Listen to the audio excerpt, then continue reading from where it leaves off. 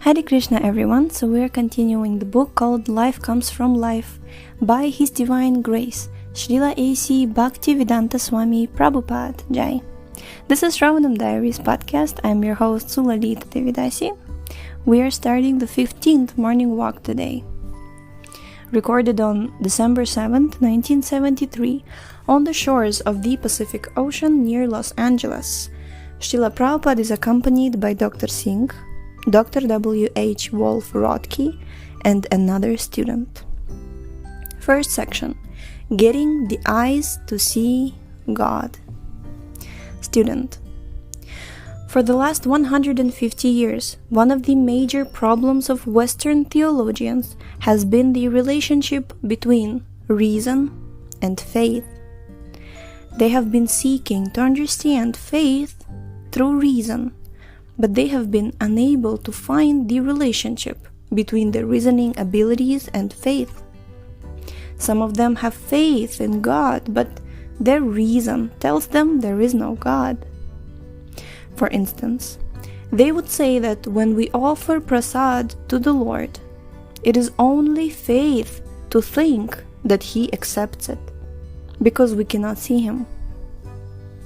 Śrīla Prabhupāda, they cannot see Him, but I can see Him.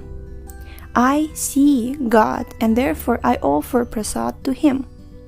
Because they cannot see Him, they must come to me so I can open their eyes. They are blind, suffering from cataracts, so I shall operate and they will see. That is our program. Student. Scientists say that their common ground of objectivity is what they can perceive with their senses. Śrīla Prabhupāda, yes, they can perceive things with their senses, but very imperfectly. They perceive the sand with their senses, but can they see who has made the sand? Here is the sand, and here is the sea. They can be seen by direct perception. But how can one directly perceive the origin of the sand and the sea? Student. The scientists say that if the sand and the sea were made by God, we would be able to see Him, just as we can see the sand and the sea themselves.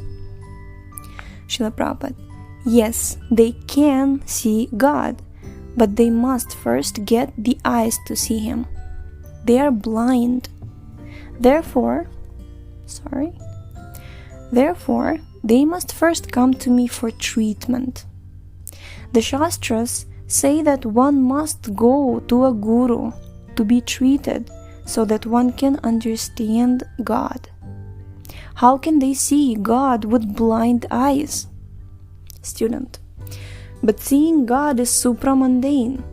Scientists only consider mundane vision. Śrīla Prabhupāda, everything is supramundane. For instance, you may think there is nothing in the clear sky, that it is vacant, but your eyes are deficient. In the sky there are innumerable planets you cannot see because your eyes are limited.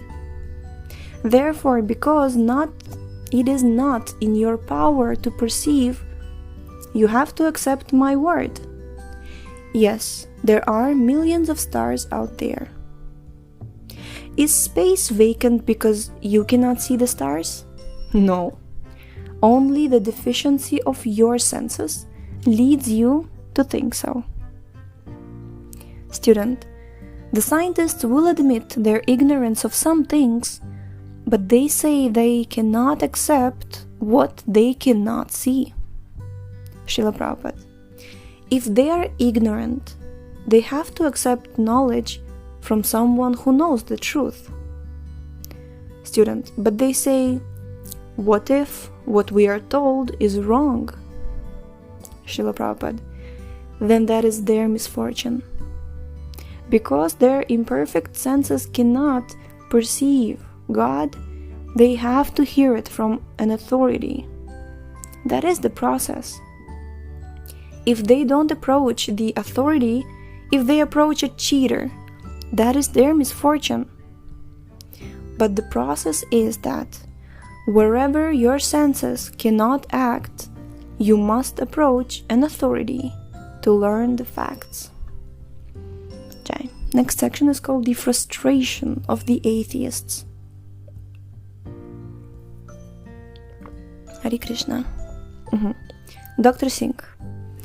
The difficulty is that in a group of atheists, you can't prove the existence of God. Śrīla Prabhupāda. The atheists are rascals. Let us teach the others, those who are reasonable. Everything has been made by someone. The sand has been made by someone. The water has been made by someone. And the sky has been made by someone. Krishna consciousness means learning who that someone is. Oh, that's so beautiful. Dr. Singh. The scientists will say, present that someone to me so I can see him. Śrīla Prabhupāda. And I answer them, I am presenting that someone to you, but you have to take the training as well. You have to qualify your eyes to see that someone. If you are blind, but you do not want to go to the physician, how will you be cured of your blindness and see? You have to be treated. That is the injunction. Student. That step requires faith. Śrīla Prabhupāda. Yes, but not blind faith. Practical faith. I like this term. Practical faith. If you want to learn anything, you must go to an expert. That is not blind faith. That is practical faith. You cannot learn anything by yourself. Student.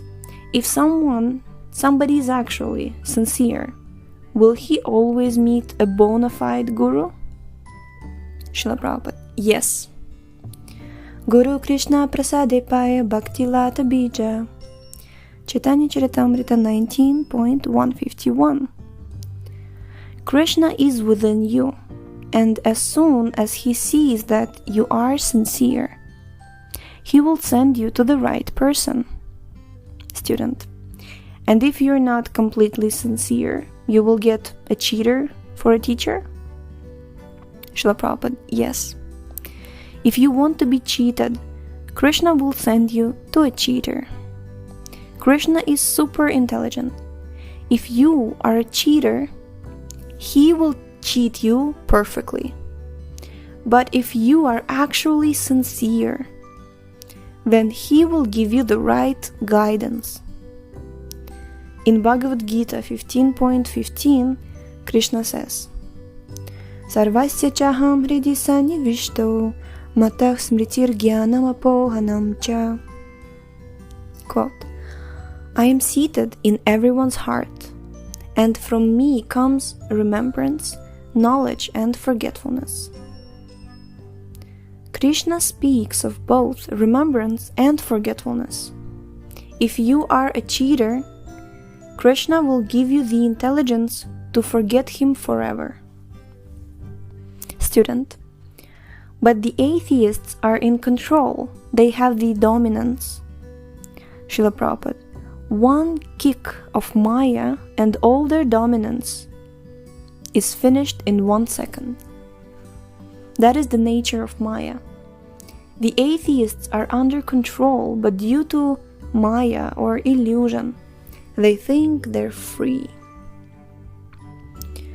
Moghasha mogha karmano mogha jnana vichetasah rakshasim asurim chaiva prakritim mohinim shritah. Quote, those who are bewildered are attracted by demoniac and atheistic views. In that deluded condition, their hopes for liberation, their fruitive activities, and their culture of knowledge are all defeated. Unquote, Bhagavad Gita 9.12. Because they are bewildered and all their hopes are frustrated. Bewilderment leads to frustration. That is stated here in Bhagavad Gita, and that is actually happening. So many of their big plans, like this moon project, are frustrated, but they still claim that they can dominate nature. Dr. Singh, they do not want to come to their senses.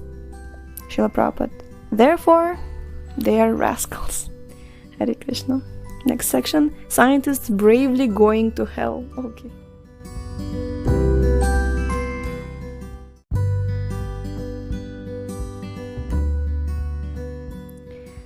So, Śrīla Prabhupāda. A sensible man will take a good lesson, but a rascal will never take a good lesson. There is a story of a great poet named Kalidasa, who was a great rascal also. Once Kalidasa was sitting on the branch of a tree and simultaneously cutting it. A gentleman asked him, "Why are you cutting this tree limb? You will fall down." Kalidasa replied, No, I will not fall down." So he kept cutting the limb and he fell down. The conclusion is that he was a rascal because he would not take good advice. By their so-called scientific advancement, scientists are going to hell, but they do not listen when they are told. Therefore, they are rascals. Rascals repeatedly make a plan, see it frustrated, and again make another plan. This plan is also frustrated, so they make another plan. Yet, when we try to explain to them that all their materialistic plans will be unsuccessful and useless, they refuse to listen. That is Rascaldom. The rascals repeatedly chew the chewed. At home, in the street, at the nightclub, at the theater, wherever he is, sex in its different varieties is his only pleasure. Student. Śrīla Prabhupāda, one could say that is bravery. Śrīla Prabhupāda, yes, you can say that, but that bravery is their rascaldom. They are bravely going to hell, that's all. Once one man was chasing another man, and the man who was chasing asked, "Why are you fleeing? Are you afraid of me?" The other man replied, "I'm not afraid of you. Why should I not run? Why should I stop?" In the same way, the gross materialist is bravely going to hell. "Why should I stop my sinful activities?" he says. "I will bravely face any reaction." Oh my god, this is so true, isn't it? Dr. Singh, they are crazy. Śrīla Prabhupāda, yes, crazy. The Vedas say that once a man becomes crazy or haunted by ghosts, he speaks all kinds of nonsense. Similarly, anyone under the influence of the material energy is crazy. Therefore, he talks only nonsense, that's all. Though scientists are not experts in science, they are expert in bluffing others and juggling words. Hare Krishna. Next section, Mystic Television.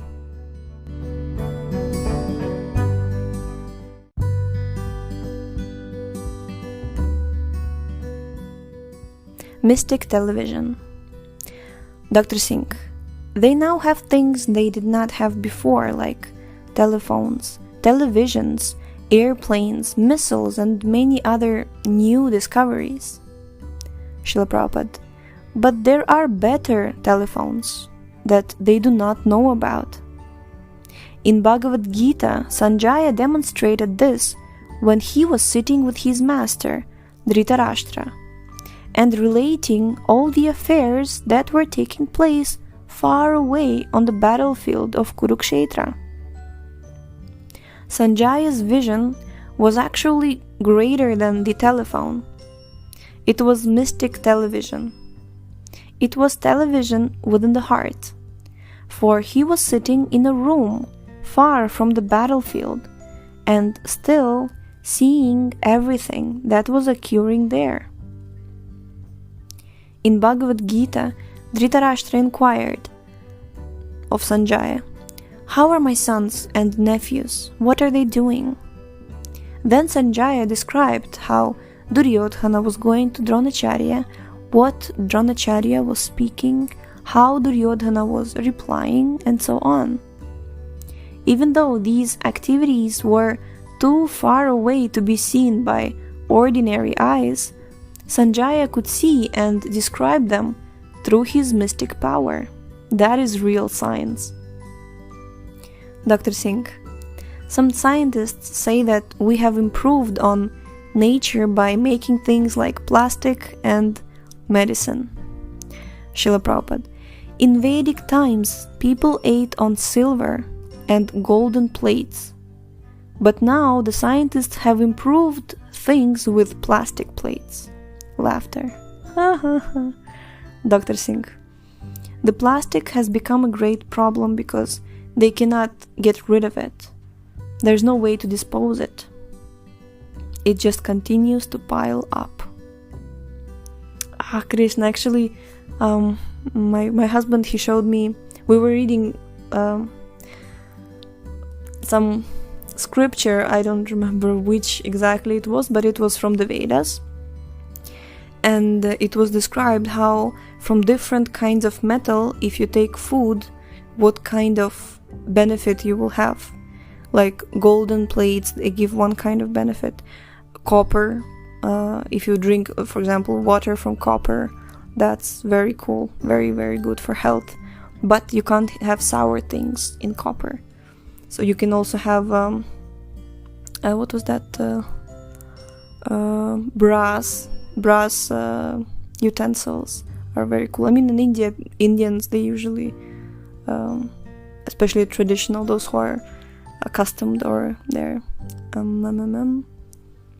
trained in traditional things, they know the stuff. So it is actually very scientific. I mean, the Vedas have such a treasure house of different scientific statements, basically, on how to eat, how to sleep properly, how the colors work, how it's connected to the different planets, with astrology, with Ayurveda, and with food, with different spices. It's not just for taste that different spices are there. Like traditionally, like people could actually cure themselves by applying different spices. So this is actually science, and this is one of my favorite quotes since I was a child, actually, that in Vedic times people ate on silver and golden plates, but now the scientists have improved things with plastic plates. That's like, even eating from a banana leaf is much more healthy and much more better than eating from plastic. And plastic is not like, it's interesting that I won't go into a monologue in the middle of the reading. Hare Krishna. The next section, here is the proof, and we're starting with the Dr. Wolf-Rottkay making a statement. The materialists would be more sincere if they said, "We don't want to be taken out of our dream. We want to continue trying to enjoy our senses with all our machines." But they will not admit that their attempts to enjoy always fail. Śrīla Prabhupāda: that is their foolishness.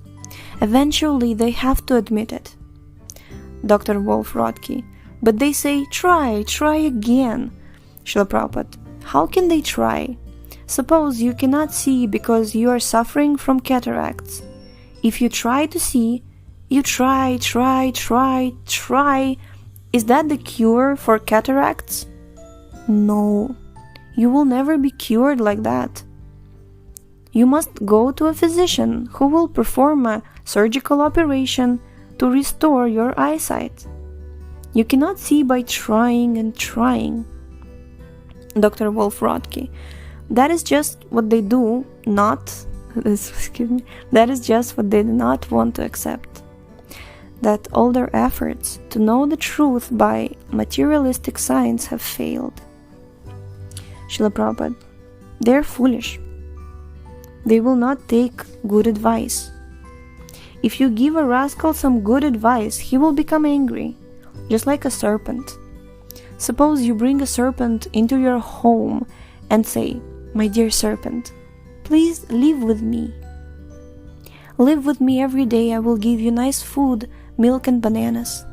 The snake will be very pleased, but the result will be that its poison will increase, and one day you will say, "Ah," imitates a bitten person. Dr. Wolf-Rottkay, but the scientists will never give up hope. Śrīla Prabhupāda, their plans are being frustrated at every moment, but still they're hoping. Student, Śrīla Prabhupāda, one librarian wanted me to prove that Bhagavad Gita was 5,000 years ago. He wanted to see a copy that was written down 5,000 years ago. Śrīla Prabhupāda, suppose I go into a dark room and say to the person inside, "The sun has risen, come out." The person in the darkness may say, "Where is the proof that there is light? First, prove it to me, then I will come out." I may plead with him, "Please, please, just come out and see." But if he does not come out to see, he remains ignorant, waiting for proof. So if you simply read Bhagavad Gita, you will see everything. Come and see. Here is the proof. Haribo! Jai. That's beautiful. I saw a video recently how they were comparing different commercials from like 1960s, 1980s, and then 2000s. And you can clearly see how in the last 20 years, after like the beginning of 2000s, how much the population became frustrated. You know, how basically it's rare to find a content person in comparison to previous times. And really, this is when Śrīla Prabhupāda was talking like this in the 60s, it has so drastically just degraded and became worse in the past 50 years. So thank you so much for tuning in today, and the link to this book is in the description, so please read along with us, read again, and contemplate and reflect on this book, and share it with your friends, and please share it with the scientists. And this is an open challenge, or an open appeal to really, you know, come see the proof and improve your life. And if somebody is a scientist, if someone is a sincere scientist, they would definitely be interested in something like this, right? Because if you're a real scientist, you would like to know the real science. So here it is. Please enjoy yourself. Enjoy your true self in service to the Supreme Enjoyer, Supreme Lord. Yes, so thank you so much again. And we shall see you next time. We shall see you tomorrow. And tomorrow is the last chapter, the 16th morning walk. There will be topics like the meaning of Supreme, the mysteries of yogic power, Vedic cosmology, God is never zero, the absolute nature of Krishna's love, and accepting knowledge from a learned person. Hare Krishna. So see you tomorrow.